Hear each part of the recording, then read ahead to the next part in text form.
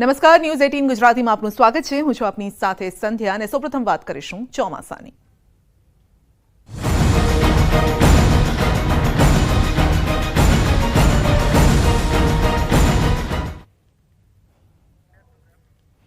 ચોમાસાને લઈ રાજ્યના હવામાન વિભાગનું મોટું નિવેદન છે કે હજુ પણ ચોમાસાની ધરી વલસાડ નવસારી સુધી પહોંચી છે.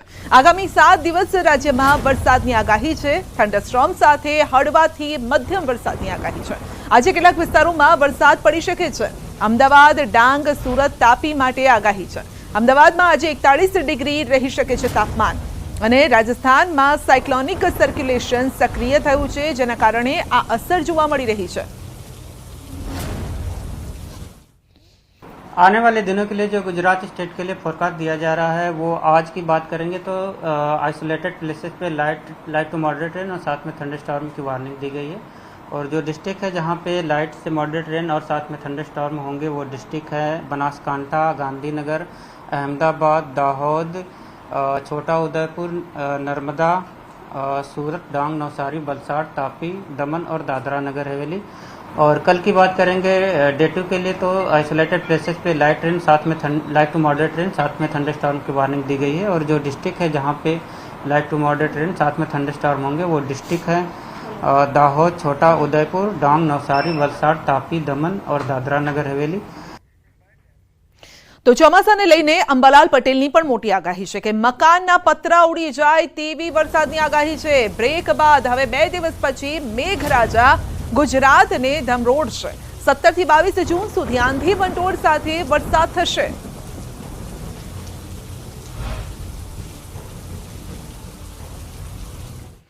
હમણાં વરસાદનું જે સક્રિય થઈ ગયો છે, દક્ષિણ મહારાષ્ટ્રમાં ધમાકેદાર એન્ટ્રી પછી મુંબઈમાં કંઈક અંશે વરસાદ પહોંચ્યો, પરંતુ ગુજરાતમાં આ ગતિવિધિ મંદ પડી ગઈ છે અને આથી ખેડૂતો ચિંતામાં છે. પરંતુ હવે તારીખ 17મી થી 22માં એક વિન્ડ ગસ્ટ જબરદસ્ત આવે છે. પવન જે છે પવનની તેજ ગતિ આવશે, આંધી વંટોળનું પ્રમાણ વધશે. તો સૌરાષ્ટ્રના દક્ષિણ ભાગોમાં તોફાની વરસાદ પડશે. ભાવનગર, અમરેલી, બોટાદમાં ભારે પવન સાથે વરસાદ થશે. રાજકોટ, સુરેન્દ્રનગરમાં પણ ભારે વરસાદની આગાહી છે. પવનની તેજ ગતિના સપાટા સૌરાષ્ટ્રના દક્ષિણ ભાગમાં, ભાવનગરના ભાગમાં, બાબરા, બોટાદ, બરવાડા, આ ઉપરાંત દક્ષિણના ઘણા ભાગો અને ખંભાતના ભાગો, ગોધરાના ભાગો, તારાપુરના ભાગો, ખેડા જિલ્લાના કેટલાક ભાગમાં વિન્ડ ગસ્ટ જબરદસ્ત છે. મધ્ય ગુજરાતમાં પણ જોરદાર વરસાદની આગાહી છે. અમદાવાદ, ગાંધીનગર, વડોદરામાં ભારે વરસાદ થશે. મહેસાણા, વિરમગામમાં મન મૂકીને વરસશે મેઘરાજા. આ વિન્ડ ગસ્ટ 22 સુધીમાં મધ્ય ગુજરાતમાં અમદાવાદ અને ગાંધીનગરના ભાગમાં પણ આવી શકે, વડોદરાના ભાગમાં આવશે, મહેસાણાના ભાગમાં, વિરમગામના ભાગમાં, સુરેન્દ્રનગરના ભાગમાં, ગાંધીનગરના ભાગમાં વિન્ડ ગસ્ટ જબરદસ્ત આવશે. ઉત્તર સૌરાષ્ટ્રના ભાગમાં, રાજકોટના ભાગમાં અને પશ્ચિમ સૌરાષ્ટ્રના ભાગમાં બધા ભાગમાં આવવાની શક્યતા રહેશે. પરંતુ તારીખ 17 થી 22માં જે ચોમાસું સક્રિય થશે એ આજના નક્ષત્રમાં 21 થી 25માં વરસાદ ઘણા ભાગમાં સારો થવાની શક્યતા છે. આંધી વંટોળનું પ્રમાણ વધારે વધશે.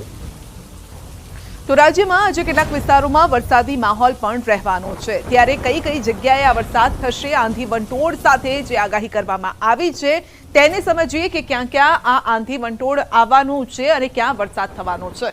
તો ઉત્તર ગુજરાતમાં મહેસાણા, આ સાથે અમદાવાદ અને વડોદરામાં, મધ્ય ગુજરાતમાં વડોદરા, આ સાથે જ સુરેન્દ્રનગર, બોટાદ, ભાવનગર, અમરેલી અને રાજકોટમાં આંધી વંટોળની આગાહી કરવામાં આવી છે. તો આ વિસ્તારોએ ખાસ સાચવવું પડશે, કારણ કે અંબાલાલે કહ્યું છે કે આંધી વંટોળ આવશે અને કેટલીક જગ્યાએ છાપરા પણ ઉડે તે પ્રકારની આગાહી છે. તો રાજ્યમાં આજે કેટલાક વિસ્તારોમાં વરસાદી માહોલ છે. ડાંગના આહવાના ગલકોટ વિસ્તારમાં આભ ફાટ્યું છે. ડુંગર પર ભારે વરસાદ. ખાપરી નદીમાં ઘોડાપૂર આવ્યું છે. નદીમાં અચાનક જ આ પૂર આવ્યું છે અને પૂર આવતા લોકો પણ આશ્ચર્યમાં મુકાઈ ગયા છે. ખાપરી નદીના કેચમેન્ટ એરિયામાં આવતા ડુબાવ કોઝવે પર નદીના પૂર ફરી વળ્યા છે, પાણી ફરી વળ્યા છે અને થોડા સમય માટે વાહન વ્યવહાર પણ ઠપ થઈ ગયો છે.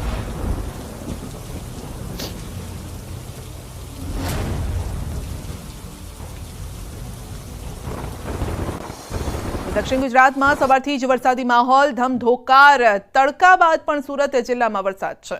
પલસાણા, ચલથાણ, કડોદરા, તાતીથૈયા સહિતના ગામડાઓમાં મેઘરાજા મહેરબાન બન્યા છે. તો વરસાદ પડતા અસહ્ય ગરમીથી છુટકારો મળતા લોકોને હાશકારો થયો છે. નાના બાળકો પણ પહેલા વરસાદમાં ઝૂમી ઉઠ્યા છે અને વરસાદની રાહ જોતા ખેડૂતોમાં પણ ખુશીનો માહોલ છે.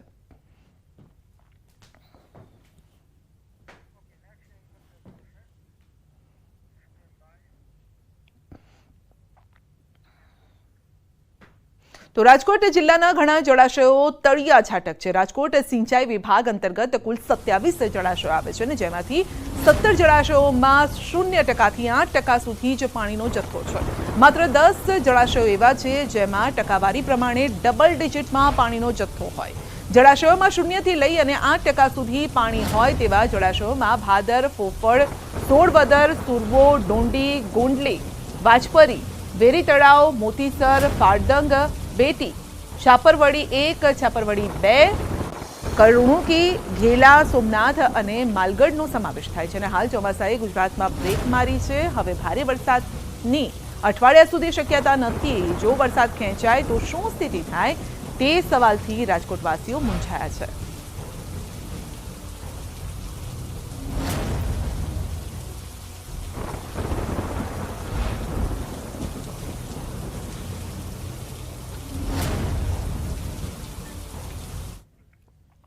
ભાજપ આગેવાનને મારવાનો વિડીયો વાયરલ થયો છે. ગાંધીનગરના કાલોલમાં વિડીયો વાયરલ થયો છે અને ભાજપ આગેવાન ગોવિંદ પટેલ સાથે ઝપાઝપી થઈ છે. ખાનગી કંપનીના માણસોએ કરી હતી ઝપાઝપી. છત્રાલ પાસે બેરિકેડ ખોલવા અંગે થઈ હતી માથાકૂટ અને હાલમાં બંને પક્ષે સમાધાન થયું છે. માફી પણ માંગી લેવાઈ છે.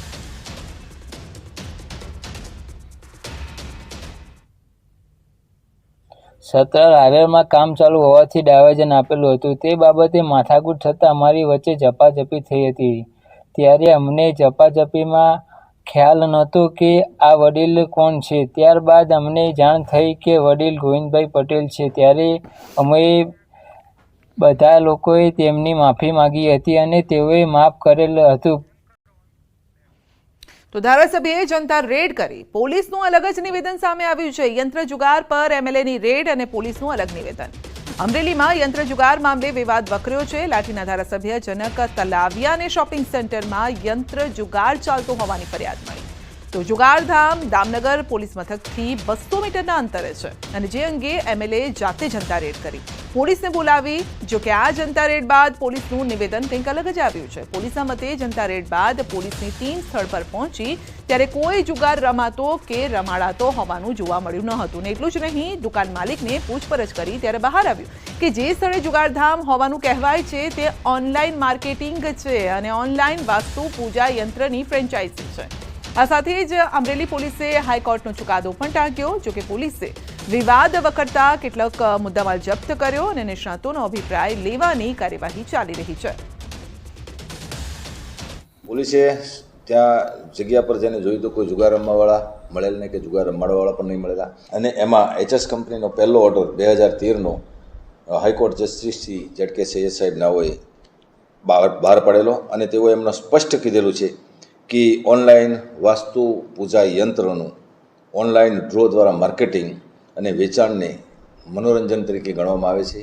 એ જુગારની વ્યાખ્યામાં આવતું નથી અને એ જુગારની વ્યાખ્યામાં નથી આવતું એટલે આ ઓનલાઈન યંત્ર ઉપર જે જનતા રેડ થયેલી એનો મુદ્દામાલ 102 મુજબ કબજે કરેલ છે. પરંતુ એ જુગારની વ્યાખ્યામાં આવતું નથી.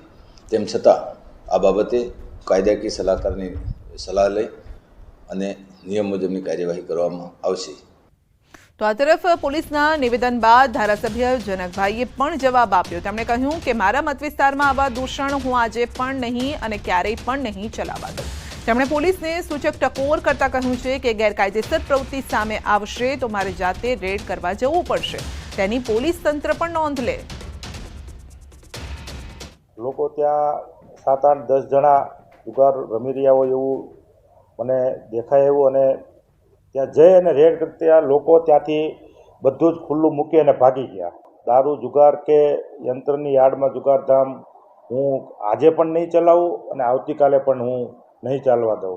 એટલે ફરી એક વખત મારે ક્યાંય વિસ્તારમાંથી રજૂઆત આવે અને મારે ખુદ આવી રીતના જઈ અને મારે પોતે રેડ કરવી પડે એવા દિવસો આગળ ના આવે એવું પોલીસ તંત્ર ખાસ ધ્યાન આપે અને અમારા વિસ્તારની અંદર આ બધા જ ધંધા હું આજે પણ નહીં ચાલવા દઉં અને કાલે પણ નહીં ચાલવા દઉં. તો રાજકોટ અગ્નિકાંડને લઈને બનાસકાંઠા જિલ્લા સાંસદ જ્ઞાનીબેન ઠાકોરનું નિવેદન સામે આવ્યું છે. તેમણે કહ્યું છે કે આવતીકાલે સવારે 11 વાગે રાજકોટ પોલીસ કમિશનર કચેરી આગળ કોંગ્રેસ દ્વારા ધરણાનું આયોજન કરવામાં આવ્યું છે. આવતીકાલે 11 વાગે રાજકોટ પોલીસ કમિશનરની કચેરી આગળ ધરણાનો જે કાર્યક્રમ રાખેલો છે કોંગ્રેસ પાર્ટી આયોજિત, એમાં હું પોતે પણ આવવાની છું. જે અગ્નિકાંડ થયેલો એના અનુસંધાને ધરણાના કાર્યક્રમમાં આપ સૌ પણ ત્યાં વધારો એવી આપ સૌને હું વિનંતી કરું છું. તો મંત્રી પદ ન મળવા અંગે બોલ્યા છે પરસોત્તમ રૂપાલા. મંત્રી પદ આપવાના ન આપવાના કારણો હોતા નથી, પક્ષ પીએમનો નિર્ણય છે. અત્યાર સુધી મારા માટેના નિર્ણયો તેમ આ પણ એક નિર્ણય છે અને આ નિર્ણયનું સ્વાગત તેઓ કરી રહ્યા છે. સાંસદ બન્યા બાદ પરસોત્તમ રૂપાલા રાજકોટ પહોંચ્યા, જ્યાં તેમણે આ વાત કરી.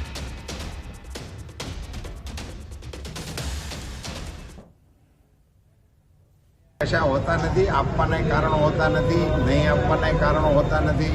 પક્ષ અને પ્રધાનમંત્રીશ્રીનો આ પ્રેરોગેટિવ હોય છે. એમણે જે નિર્ણય કર્યો હોય છે, અત્યાર સુધીના બધા નિર્ણયો જે મારા માટે થયા છે એમાં આ નિર્ણય પણ મારા માટે થયો છે, એમનું સ્વાગત છે. ગીર સોમનાથમાં બેદરકારીનો વધુ એક વિડીયો સામે આવ્યો છે. આંગણવાડીનું અનાજ બહાર લઈ જવાનો વિડીયો સામે આવ્યો છે. સંચાલક દ્વારા જ અનાજ બહાર લઈ જવામાં આવી રહ્યું છે. તો પડાપાદર ગામની આંગણવાડીના ભોજનમાં જીવાત નીકળી હતી અને મોડી રાત્રે આંગણવાડીનું અનાજ સંચાલક દ્વારા આંગણવાડીની બહાર લઈ જવાતું હોવાનો વિડીયો વાયરલ થઈ રહ્યો છે. તો ગામના સરપંચ અને લોકોએ રાત્રિ દરમિયાન ચેક કરતા આ અનાજ બહાર લઈ જવામાં આવતું હતું. સંચાલકનું કહેવું છે કે તે અનાજ સાફ કરવા ઘરે લઈ જઈ રહ્યા હતા. જોકે મોડી રાત્રે અનાજ ઘરે લઈ જતા સવાલો ઊભા થયા છે.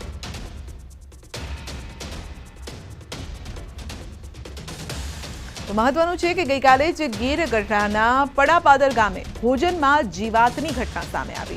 ભોજનમાં ઈયળ ધનેડા નીકળ્યાનો વાલીઓનો આક્ષેપ અને બાળકોએ ઘરે જાણ કરતા મામલો સામે આવ્યો.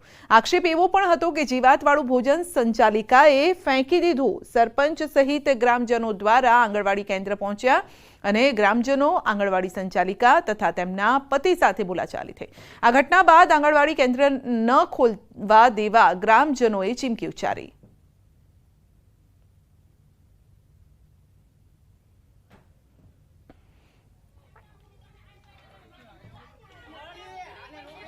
ઈળું ને મટકા નીકળેલા હતા. અમે ભાગપેટી ઘરે આવીને જોયું, અમે છાંક્યું હતું પણ એમાં જોયું ને ત્યાં તો એક ક્ષણે હળીગલા નીકળ્યા ને એમાં હળીગલા નીકળ્યા ને એમાં મટકા મરી ગયેલા અને ઈળું પણ દેખાય અમને. હા, એ બંને જાણકાર થતા હું હરુભરું આવ્યો, છતાંય ઉગ્ર વસ્તુ કરતા જાય છે.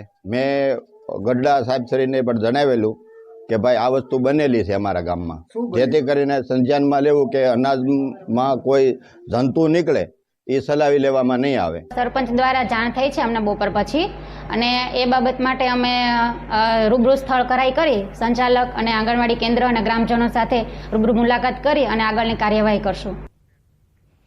ગીર સોમનાથના ઉનાના મુખ્ય બજારમાં ફરી એકવાર આખલાનો આતંક જોવા મળ્યો છે અને સતત વ્યસ્ત રહેતા પોસ્ટ ઓફિસ ચોક વિસ્તારમાં આખલા વચ્ચે યુદ્ધ થતા લોકોના જીવ તાળવે ચોંટી ગયા. આખલાએ અનેક બાઇકને ઝપેટમાં લીધી હતી, તો બીજી તરફ આખલાની લડાઈના કારણે લાંબા સમય સુધી રસ્તો પણ બંધ રહ્યો. થોડીવાર માટે લોકોમાં અફરાતફરી મચી ગઈ.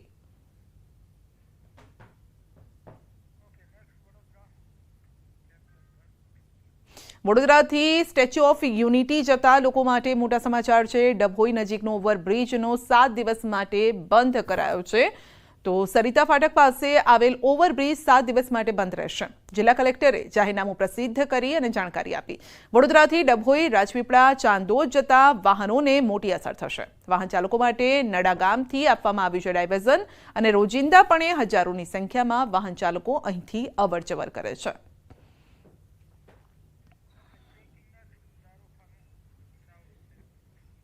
અમદાવાદમાંથી ઝડપાઈ છે ગેરકાયદેસર ફટાકડાની ફેક્ટરી.